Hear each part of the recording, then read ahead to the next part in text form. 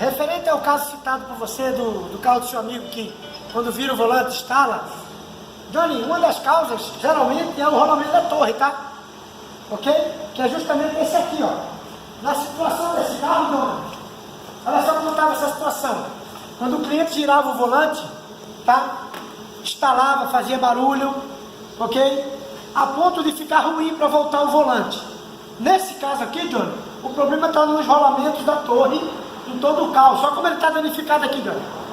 Tá? Isso aqui repercute quando você está estecendo o veículo, tá? Ele escapa, até desmontou. Isso aqui já estava, inclusive, pondo em risco a dirigibilidade do veículo. O que vai ser feito aí, Johnny? Nós vamos fazer a troca, Johnny, dos kits, ó. Coxinha, rolamento, e aí vai estar sanado o problema, tá? Essa seria a principal causa. A outra, Johnny, seria examinar isso aqui, ó.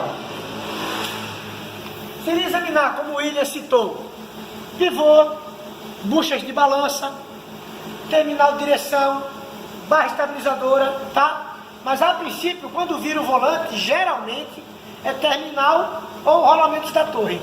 Ok, Johnny? Espero ter ajudado. Ok, Johnny? Só para finalizar aqui a respeito desse veículo com barulho quando estecia o volante, que você perguntou, que poderia ser. Johnny, em uma de nossas aulas de mecânica básica, nós relatamos que a não reutilização do kit do amortecedor, né? Ah, mas tá novo, tá bom e coisa e tal, mas é um kit que trabalhou com amortecedor cansado. Esse veículo, ele teve a troca dos amortecedores há bem pouco tempo, tá? Há bem pouco tempo foi feita a troca.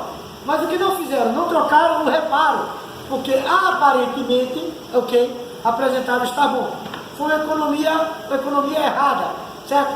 Que agora tiveram que voltar. Olha só o que aconteceu. Desmontou todo o reparo do kit do amortecedor, tá? Poderia causar um acidente, né? Porque poderia travar um volante, sim, claro que poderia, já que a mola já havia se deslocado do seu eixo, ok? Então o que vai ser feito agora? É a troca do calço da mola, ok?